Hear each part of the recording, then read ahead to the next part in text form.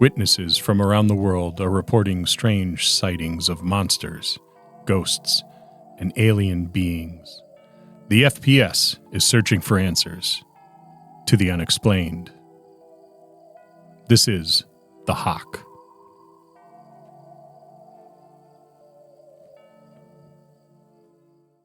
Hey, my name is Brad Younie. I'm from Carnivore Games, and I am the game master of this game.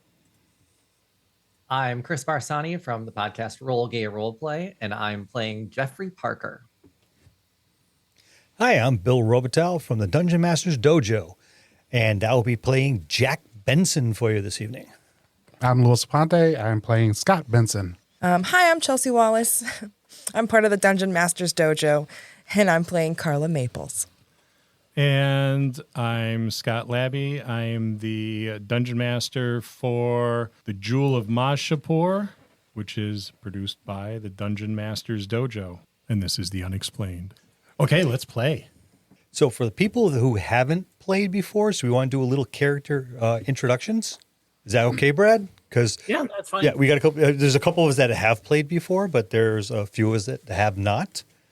All the character sheets have a little synopsis of who you are. So if you can always read off of that or paraphrase if you so choose. I'll start. Good. Jack Benson is Scott's older brother. I have two passions in life, just the two: hiking and camping, and women, not necessarily in that order. I love the outdoors. I use any excuse to go camping.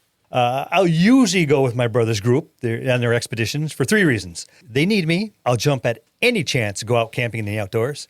And Cheryl's kind of hot. I am drop dead handsome, tall, well-built, like to do a lot of hiking. That's why I'm well-built. Wavy blonde hair and blue eyes let out my Nordic good look. And I rarely have trouble attracting women, except for Cheryl. You guess that the group needs me wherever they go. Let's just say they're not at home in the nature. They're prone to getting lost. In fact, once they bungled an entire expedition by walking around in circles in the woods, lost. I still chuckle about that one. I don't go in for this paranoia stuff. I really don't disbelieve it. I just don't really care. I just want to go camping and maybe get a little action here and there. That's Jack Benson. I want to know why both of you looked at me when you talked about how hot you were. Forewarning. I'm not Cheryl. No. But, no, Cheryl's not here, so. Great. Who's next? I am Jeffrey Parker, a UFOologist. I'm not even a conspiracy theorist. I'm a conspiracy believer, hardcore believer. There is no doubt in my mind. Most of the time, it'll be ramblings that might be nonsense, but they will make sense in my head, or I will double down on it regardless. I am part of the foundation because of my knowledge on UFOs, though it does come in handy, even though you kind of have to deal with a little bit of nuttiness in between all of that. Jeffrey also works at a hunting supply shop for good reason, because you know the government's going to turn on us at some point, and the aliens will invade, and you need to be prepared and well-stocked, and I certainly am. I'm playing Scott Benson. I build all my computer equipment, all my ghost hunting equipment, and it's like one of my favorite passions. I know my brother doesn't like it, but he has to live with it. I'm Professor Alexander J.F. Kingsley. I know a lot of things about Bigfoot, ghosts, the Loch Ness Monster. I am also a prolific author. I have 14 self-published books. Perhaps you've heard of them. What You Should Tell Your Children About Ghosts and the Afterlife. It's my bestseller. More than 367 copies nationwide. Dear John, I'm a Ghost Now. Another good one. They're good. Three of my books, no less, but three, have been translated into German, French, and Esperanto. I think I pronounced that right. I look like a scarecrow, kind of. Tall and slender and incredibly awkward. And I snack a lot. I am the pinnacle of poor health. All right. Carla Maples, she has been very about the why since she was a young girl. She's a very big skeptic.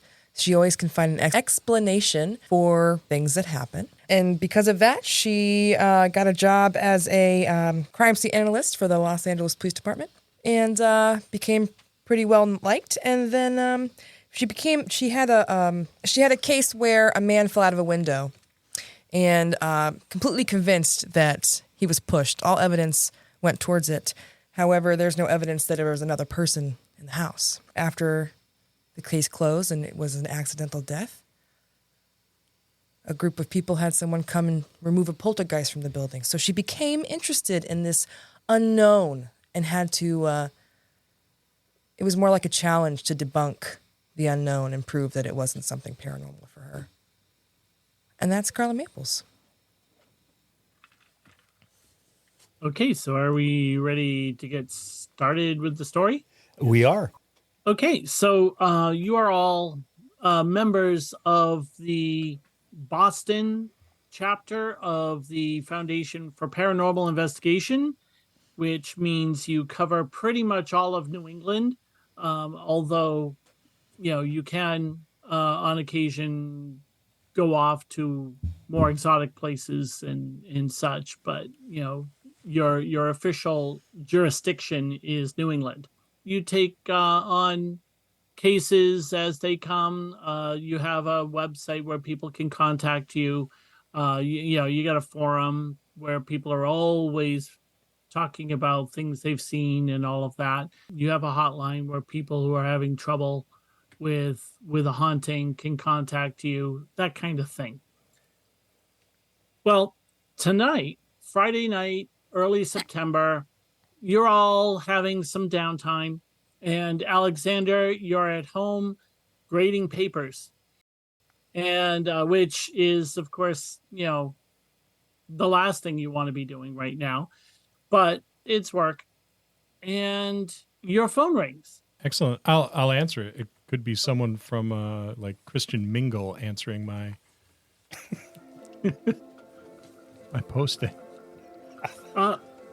Hello. You hear this kind of very kind of young sounding, like early 20s sounding guy on the other line, and he's all nervous, and he's like, hello? Is this Brian again? I told you to stop calling me. I don't have Prince Albert in the canon. I no longer find it funny. You should have studied harder. You wouldn't have gotten that C-, Brian.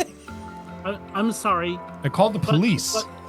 But no, I'm not Brian. I'm not Brian. My name is Kris Hopper. Maybe you remember me, but you probably don't. Of course. You're the gentleman with the ball cap and the car. Well, I do have a ball cap.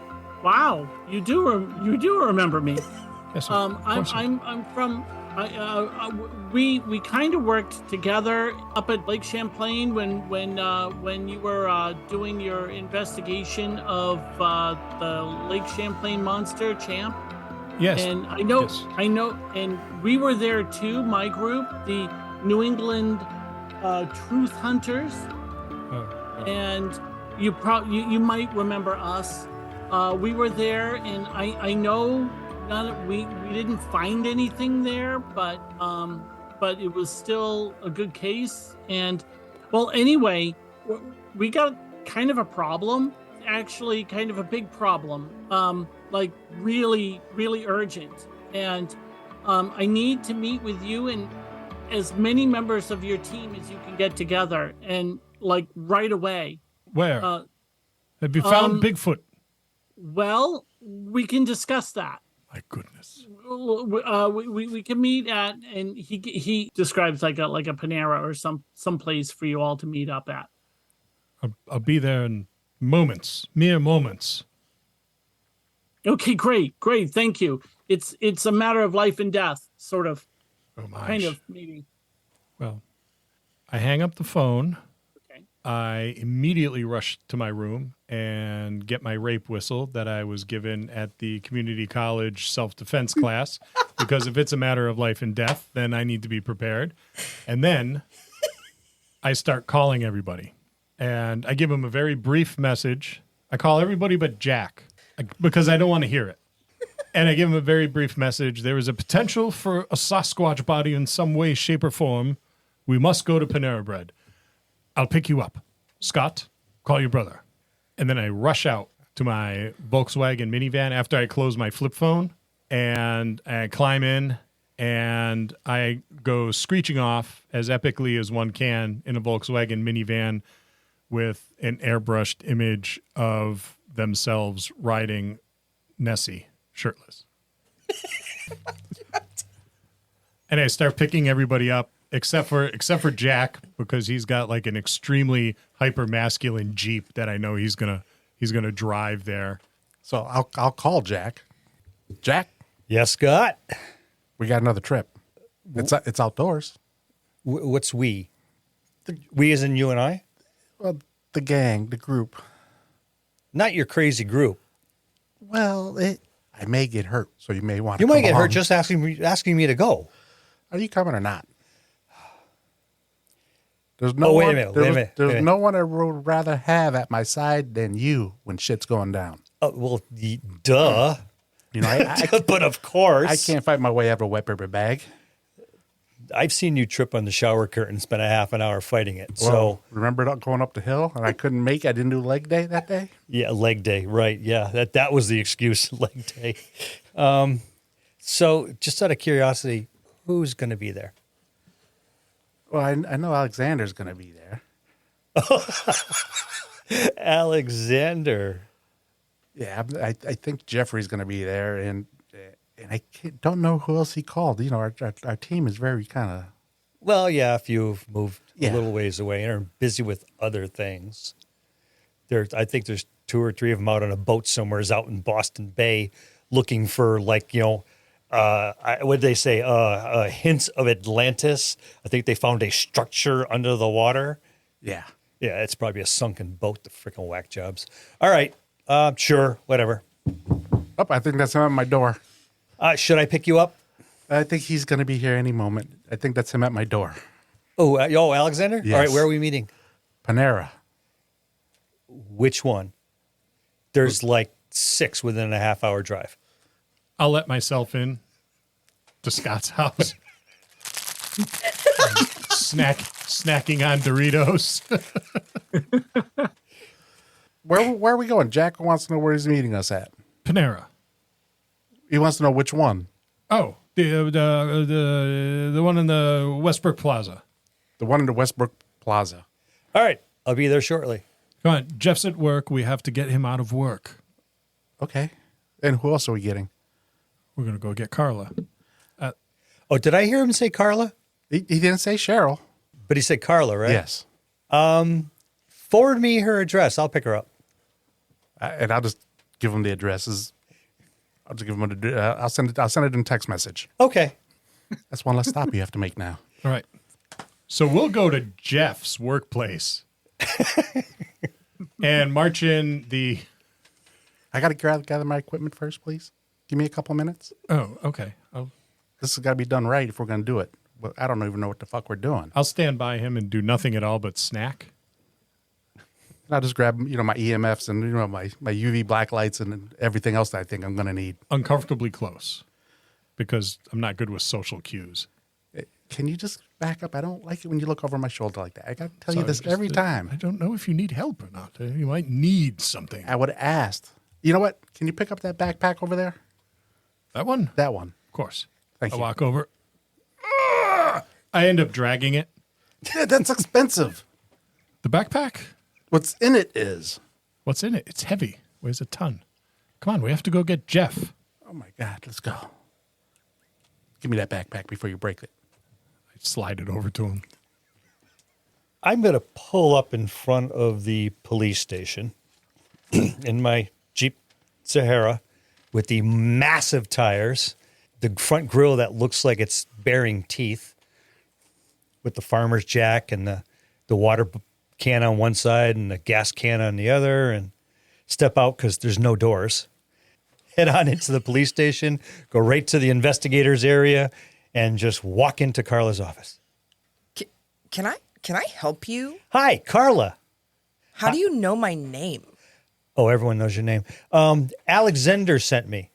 He said it's absolutely urgent that you show up. He's something about well, I have no idea what it is, but it's really urgent that you come. And you know Alexander how? Oh, we've been, well, him and my brother are friends, and I tag along to make sure they don't kill themselves. And your brother is? Scott. Oh. Yeah. Okay. You and I are going to get along just fine. Carla's going to grab all her stuff. Just give me a minute, okay? Carla's Sure. going to open her desk. She's going to grab her pistol, put it in her Wow, 40 holster. cal. That's cute. Want something real? I have a spare 45 in the Jeep. Okay, don't shine, okay? We don't need you to shine. I just want to make sure you have. I have everything I need. Oh, all right. If you say so. Grab all my stuff, my forensic kit, my camera, my walkie-talkie, and my camera and my walkie-talkie. And I'm going to peer behind Jack to see his monstrosity of a vehicle. It's a beast. It's too much. Are you, like, asking for something? You need attention? No, in the places I go, you need something like that. Oh, I wonderful. go places where there are no roads, so I just make my own as I go. well, I guess this will be an adventure, won't it? Carla's going to... Would you like a ladder? He'll hold out his hand to help No, you I out. got this. Are you Thank sure? Yep. I'm all right. more than capable of doing this my own. Sure. Carla's going to hoist herself up into this monstrosity of a vehicle, strap herself in, and hope she doesn't die. There you go. Well, there is a 6-point restraint system. 6 point. Yes. If you go faster than 60, I may kill you. Okay. You shift into gear and go tearing off, peel off rubber right in front of the police station. You hear Carla screaming off into the distance. He apparently gives very little regard to like the color of lights as well. She's just grasping onto anything in the car that she can hold on for dear life. Dear life. Like that's going to help her when they crash. Sorry about this, but they said it was urgent. Okay, well, we can... Oh, okay. You know what? Carla is so scared right now that she can't even talk. She doesn't even know where her lungs are, so... She's just thinking of all the things she's going to do to this man once this car is stopped. And once we get to Panera, he's going to park on top of a bush. I don't think I'm in the mood to eat anything. They have appetizers. He'll jump out. Carla's going to struggle with the 6 point restraints. As he hears clank, clank, clank, he's just not even going to turn around. He's just going to go, press the big red button, sweetheart. I press the button. I jump out of this vehicle. I kick the tire and walk into Panera. Alexander and Scott will enter the store that Jeff works at, march in, declare very loudly, Jeffrey, we need you at once. I understand you said you were working. However, we may have a Sasquatch. Ooh. All right. Do we need to go right now? Right this instant. Also, if your boss is here, your uncle died. Tragic. Oh, We must gotcha. go at once. yeah. Hang on a second. And Lion taming accident or some such exotic beast. I got you. I got you. And I'll take a little bit of my water and I'll splash it on my face. And I'll just start run over to the manager. I gotta go home.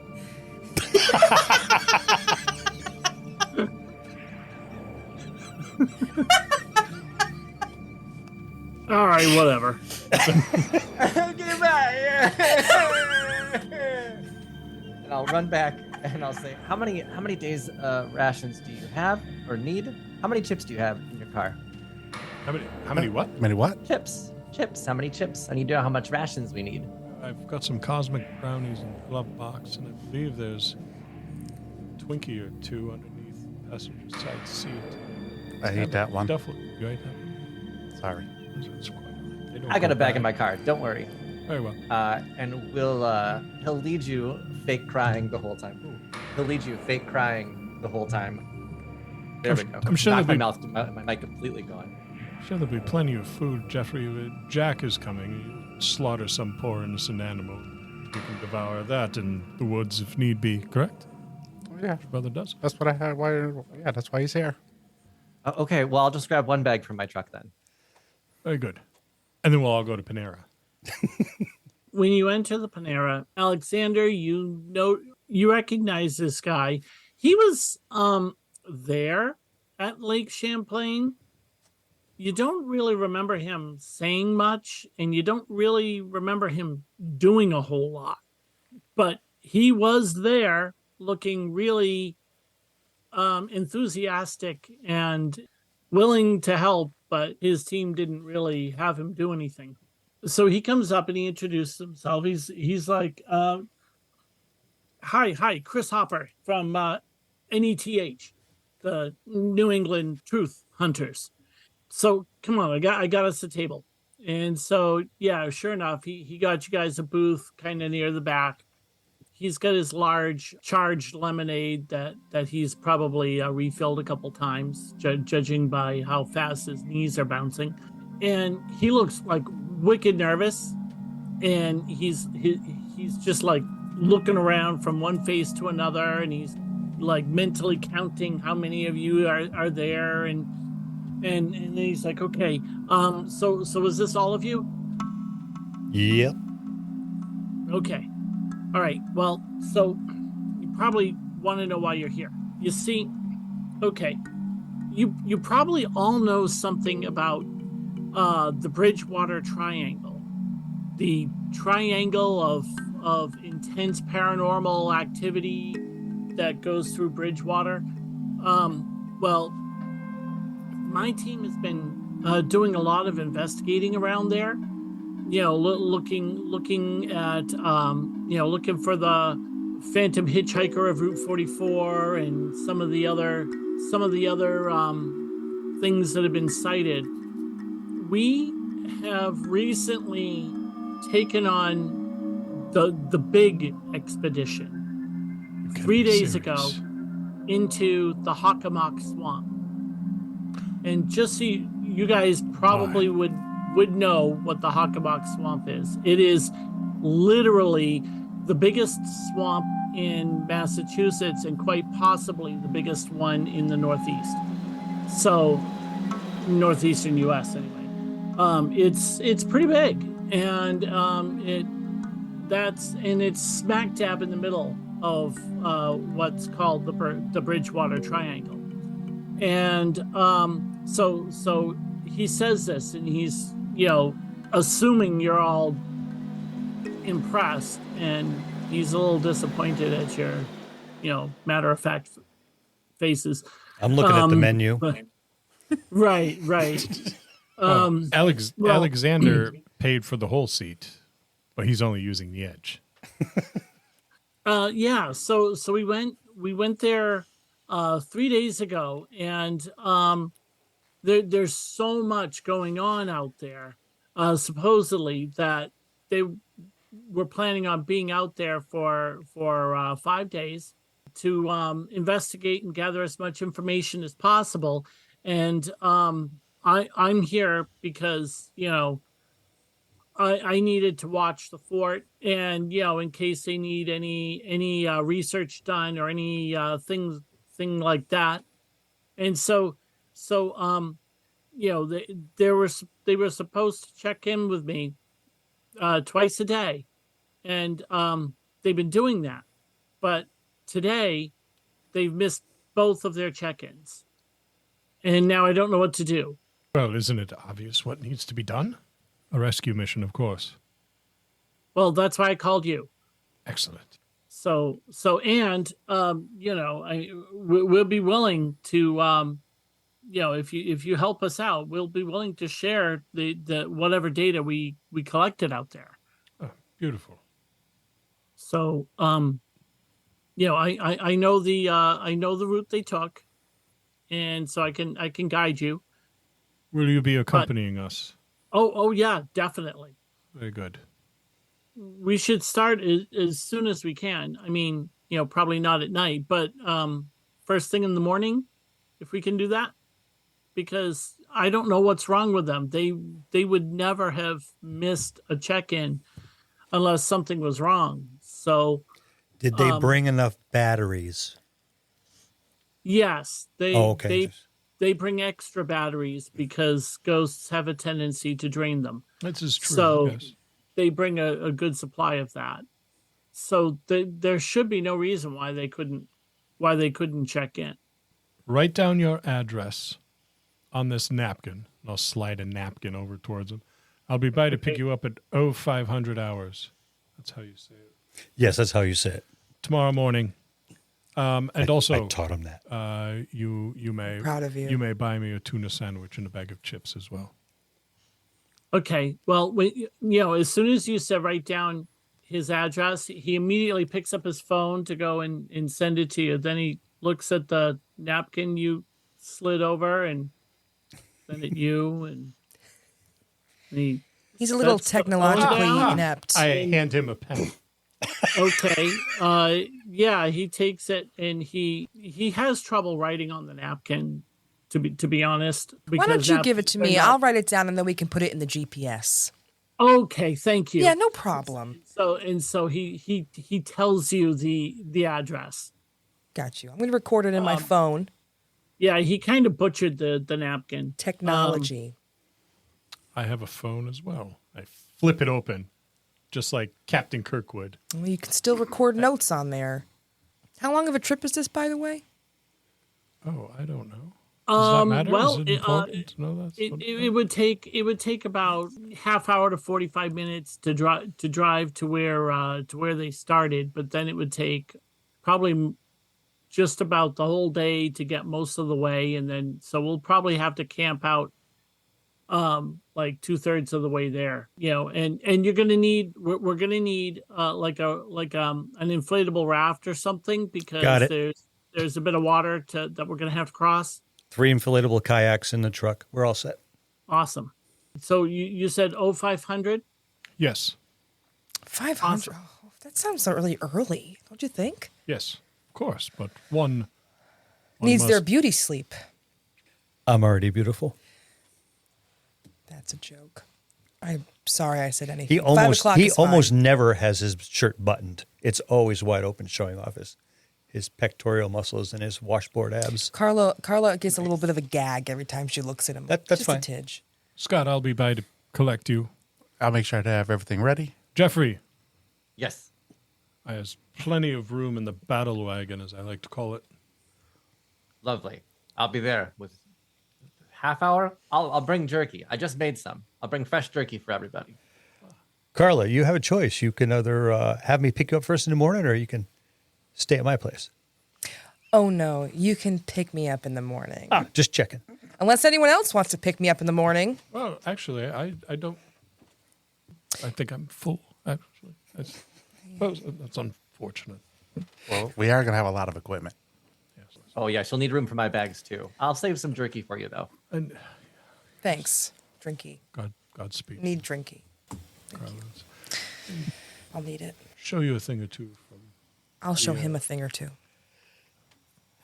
self-defense class, the community college that I took last year. We've seen you in action Yeah. once already. Screech, run, fall down, blow your whistle, choke on it. Hope someone gives you Heimlich, picks you up and carries you out. We got it. In my defense, that hill that I ran up was exhausting, and I thought there was a Wendigo after me at the time. And look what happened to You Johnny. got 22 feet. That's a lot of feet. Carla's enjoying this. I have- And what happened I to have Johnny asthma. was Unfortunate. it was a self-immolation. He lit himself on fire. So it's not like he was attacked by anything. You require a great deal of counseling, I'm sure, after that. But, yes, poor Johnny. Carla, do you have a backpack at least? I have quite a bit of equipment. I'm Okay, good. just yes. just checking in case there's anything you need. I work for the Scott- police station. I'm good.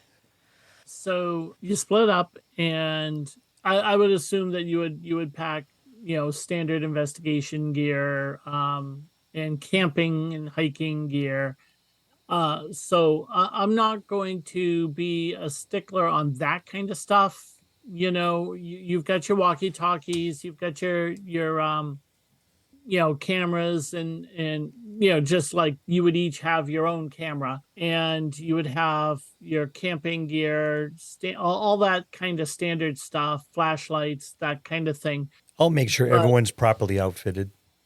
Right. Now, the team itself has 4 what I call trap cameras, which are, the weatherproof enclosure with motion sensitive night vision camera in it that you can attach to a tree or something like that. And you got 4 of those.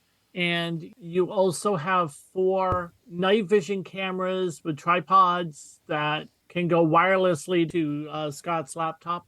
If there's any other, special gear that's not on your character sheet that I didn't mention that you feel you need to bring or would want to bring, now's the time to mention it, and you can write it down. I'm also bringing night vision body cameras just to capture. So while I'm moving, I can capture everything without having my hands. I can be using my EMF, holding it with one hand and just have the body camera on myself. I specifically asked you to ask before you borrowed those. Did I or did I not? Thought I did ask you. You probably weren't paying attention to me once again. You probably was looking at a chick. There's that too. Your interests are all over the place, except for when your brother needs a little bit of... No, my interests usually are fairly polarized. See? Exactly. Well, we got him here anyway, so might as well use him. Might as well. I bring my right. baseball bat, my Louisville Slugger, the wooden one, in case I need to do wood knocking and communicate with any Sasquatch. Awesome. I'll make sure I have my compound bow, my Bowie knife, my 45, 6 or 7 clips to go along with it, but the dozen arrows are usually more than enough. Yeah, Jeffrey's also bringing at least one firearm, at least one easily accessible firearm, and maybe one hiding somewhere that he's a little bit too obvious about. Okay. Like maybe his jeans are a little bit too tight for the ankle to not be showing. Like there's an obvious gun imprint. He's like crossing his legs trying to not show it. I love that. Okay, so you should have that. You should have at least one gun on your character sheet, right? Yes. I think you might even Yeah. have to. I can't Okay, I remember. have 2. Yeah, you're the paranoid one, so yeah. All right, so you break for the night, and then we can, if unless there's anything anyone wants to do before the morning, we can just fast forward to 0500. Sounds good to me. Okay. Okay. All right. Sounds good. A little disappointed that Panera doesn't have a bar. Yeah. Yay, soups. Kris does speak highly of their charged lemonades. They've got one of them has just under the daily maximum of caffeine that you should intake in one day. So, he's had 3. All right. The next day comes around, 5:00. You start picking people up. Yep, 5 o'clock. Parked right out front of Carla's. Hit the horn. All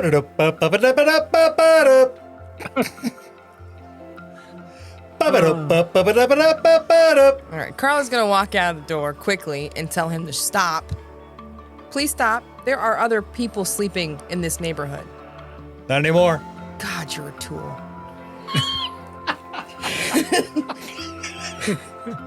Carla's gonna grab all her equipment, especially her forensic kit. She's gonna bring it with her, throw it in the truck, Awesome. and climb in herself. Make sure you put your seatbelt on. Carla has no problem putting it on this time. Reach down to the dash, flip all 6 switches that light up all the light bars that are in the front and back of the truck. So for at least 1.5 square blocks, it looks like daylight. Carla preemptively took Dramamine. And head off to the appointed meeting spot. Okay. I'll gather up everybody. I'll start All loading, right. start loading up my equipment, cinching it all down, and jump in. Okay. I'll ask Jeff. if Um, all that barbed wire, is that necessary, Jeffrey? You can never be too careful. You never know when this could come in handy. Very well. Oh, When I throw my bags in, but I don't strap them down, they're just chaotically tossed in there. Okay. So Chris, gives you direction, and you head off. You head on south down to the Bridgewater area.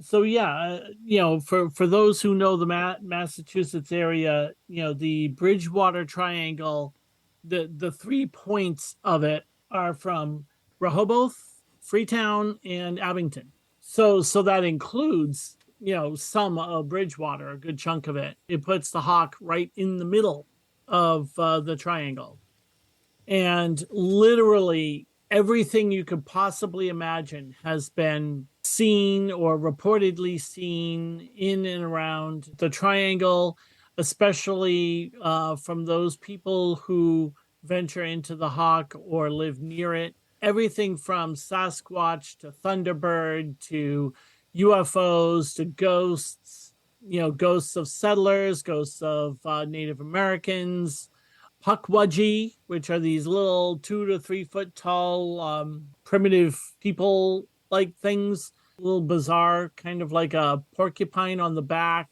Like their backs are kind of porcupine like, but their fronts are kind of like troll like. Yeah, they're really weird. They're supposedly all over the place down there. People have supposedly seen just about anything. And it's just, I guess whatever you're into when it comes to the paranormal, it's been seen there. As we're driving, we can pull up my phone and just look up some of the lore for this region. Here's the thing. King Philip's War was fought like heavily in this area. There was a lot of bloodshed in and around this area, between colonists or settlers and the Wampanoag and one other tribe from the area. It was pretty nasty. There's a stone that supposedly is where I think King Philip surrendered or something like that. There's all kinds of like stones and things that have markings from a long time ago, and so there's lots of interesting stuff that is interesting and definitely real. Then there's all the sightings of phenomena that are just everywhere. Will-o'-the-wisps, you name it. If it's paranormal, people have seen it. As we're driving, I'll just be reading it out aloud so everybody in the vehicle can, get a little bit more information, more than what they probably have. Okay. With it being about 5 o'clock in the morning, 6 o'clock in the morning, as we're tearing down the highway, Carla probably looks a little cold since there's no doors on the Jeep and no back window. So I'll turn the heat on. I'm fine. It'll probably do no good, but I'm going to turn the heat on anyways. Right. Thanks for being considerate for once. Well, you look uncomfortable. I wouldn't want you uncomfortable. If underneath the seat, there's an army wool blanket if you'd like. I'm going to grab that blanket and wrap myself around. Well, cover me with it. Being an army blanket, it's probably like 3.5 times itchier than any other wool vestment or garment you have ever donned. I'll It take is the warm. itch over cold. It is warm. I am blasting Mbop by Hanson on the radio with the windows down. I was just singing that last time.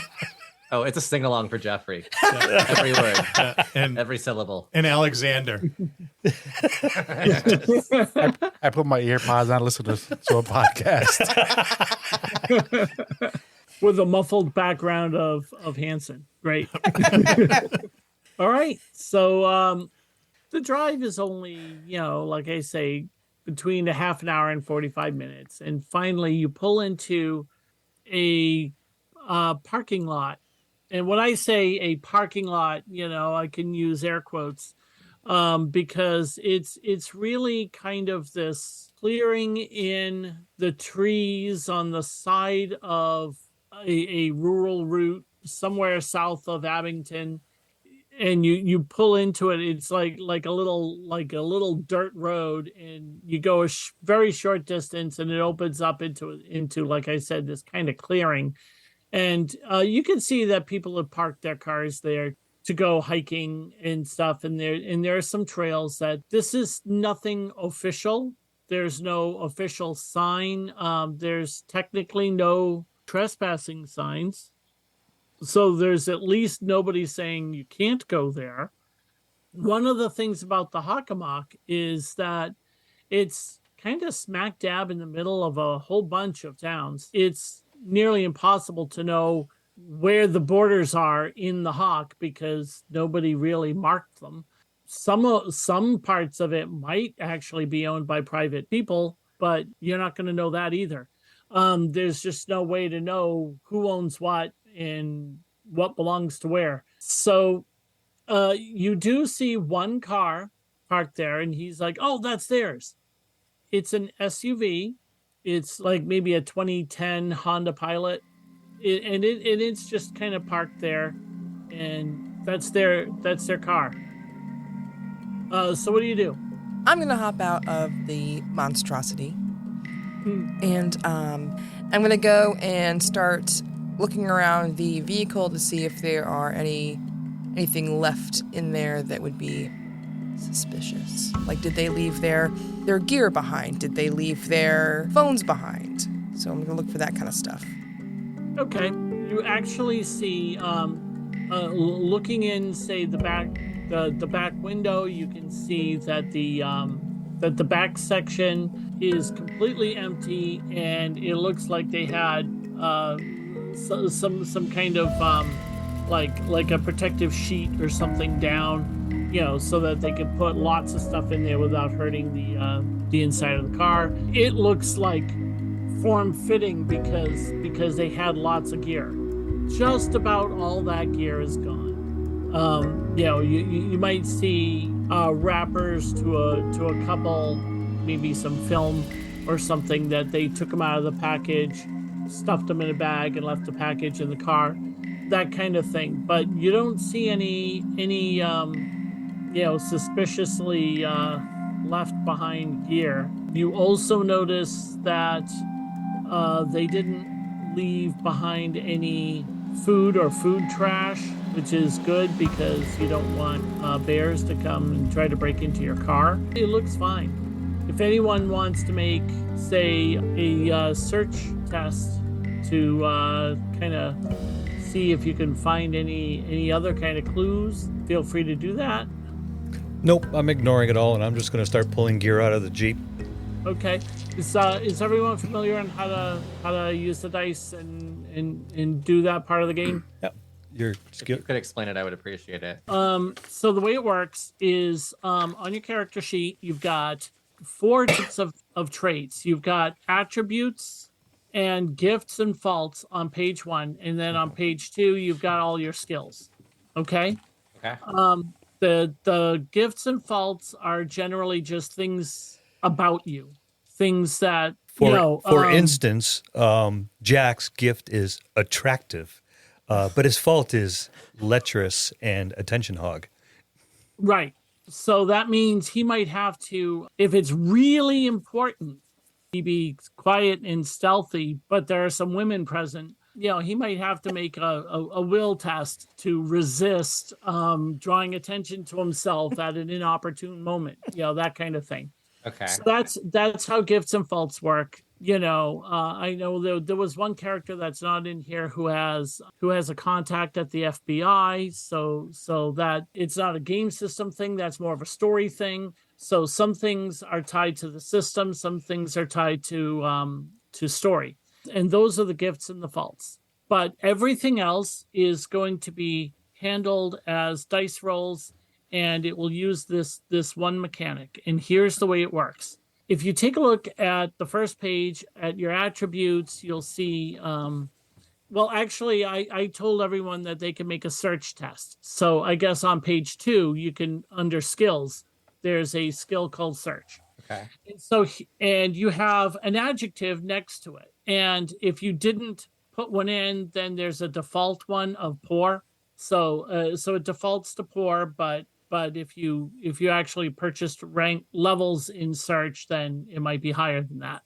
Here's the way it works. You take all 4 of your fudge dice and you roll them, and you add up the pluses, you subtract the minuses, you ignore the blanks, because these fudge dice, that's what they are. They're D6s that have 2 blanks, 2 pluses, 2 minuses. So you do that and you'll end up with a number like +2, -3, or even just nothing, 0. And so that's what you end up with. And so you take whatever level your skill is at. So let's say your skill was fair. If you look on page 1, there's this black box that has a list of all these adjectives in order, starting with, I think, like legendary and then going down to terrible. So you find your skill level on that, and then you just go up or down based on what you rolled. So if you're fair and you rolled a +2, going up from fair by 2 puts you Got to it. great. That makes Okay. total sense now. I Yeah. understand now. Okay. And that's really it. That's how to do 90% of the game. You do, the one thing I should mention is you have luck points. Every character has luck points, and it's on page 1, right in that top black section that has all of your name and all of that. I think everybody but Scott in this case has 3. Ordinarily, you get 3 luck points at the beginning of every session, and you can use them throughout the game. The GM can award more for some, maybe some great role playing or whatever. But at the beginning of the next session, it always goes back to 3. Okay. And the primary way to use luck points is when you make a test and you either failed that test or you didn't succeed as well as you wanted to, because that can sometimes matter. You can choose retroactively to spend luck points to add pluses to the roll. So you can bump up your roll by however many luck points you spend. And as long as you realize you needed more and you decide pretty quickly before we role play it out, and you announce it, there you go. It's done, and you can bump it up. Now, the trick about luck points is this.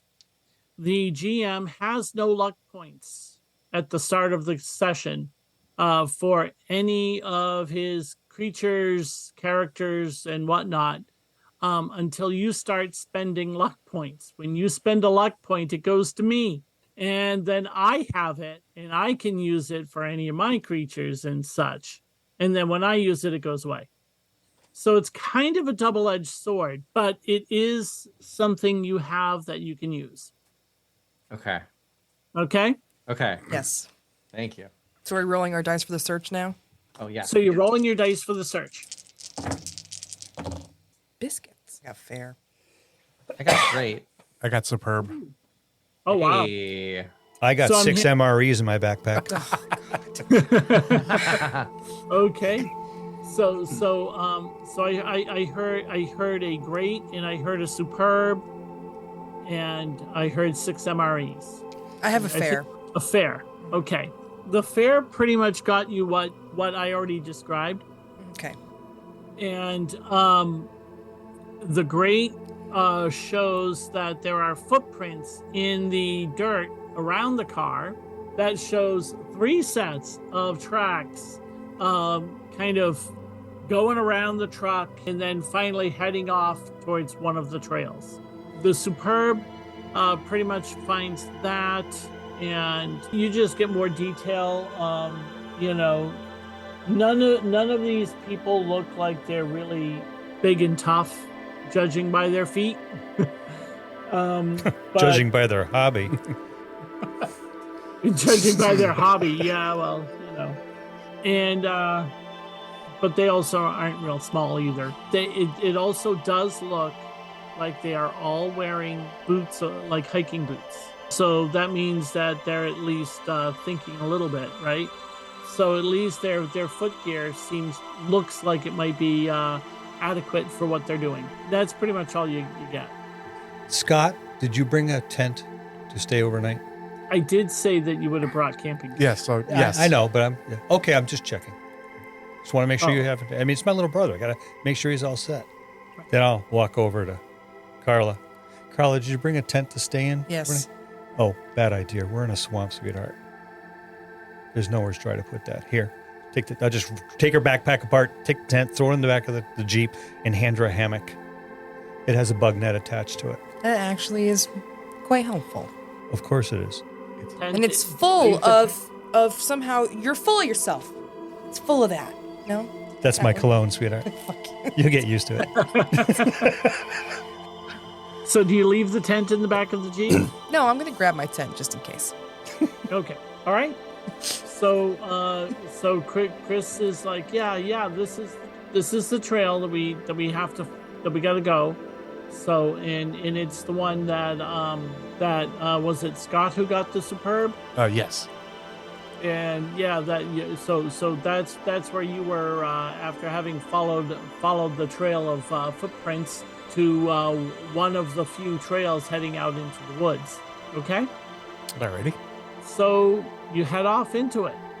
Now the woods starts off like pretty much a standard New England woods. You know, you got all the trees, and they're relatively tight. Except where the trail is, and the trail, it looks like the trail probably was once a game trail that then people just started using, and it does look like it's been used by people a lot over the years to go hiking.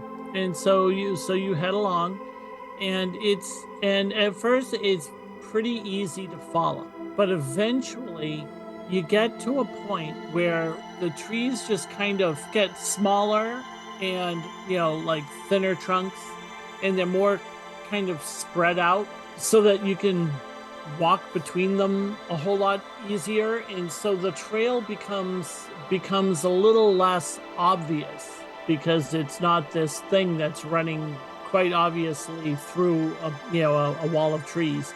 So you have to, sort of keep your eye out.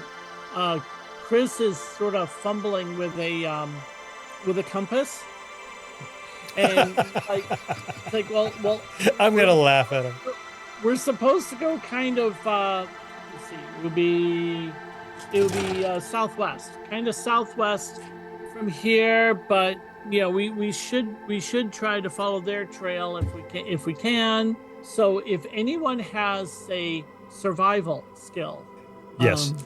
First I'm going to do is once you get to the end of the trail and it'll start to look a little sketchy, I'm going to pull out a 3-foot section of surveyor's tape, bright orange, tie it to a tree to the side, pull out my GPS, set it as a waypoint. Okay. Then tuck the GPS away, then pull out my compass, and using my survival skills, I will check my compass to see which direction we're supposed to be going and how that's going to work out. So that's going to be a great. Okay. And then to say, look, I mean, this is what I'm doing for myself. Just make sure everything is all copacetic, and then I'll let Kris go about his fumbling. But I am going to openly laugh at him while he's trying to figure out his compass. Okay. Yeah, that just makes him more nervous and makes him fumble more. But he starts kind of stumble walking off in more or less the right direction, as far as you can tell.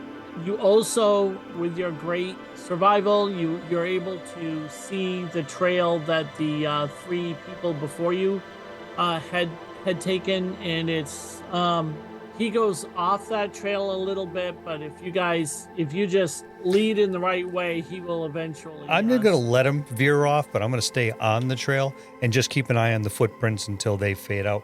And eventually he'll make his way back, but I'm going to let him lead, air quotes, and just kind of hike in behind him and stifle my chuckles. Okay, so everybody sees Kris going off kind of in one direction and Jack in another, more or less the same direction, but one veering away from the other. So what do you guys do?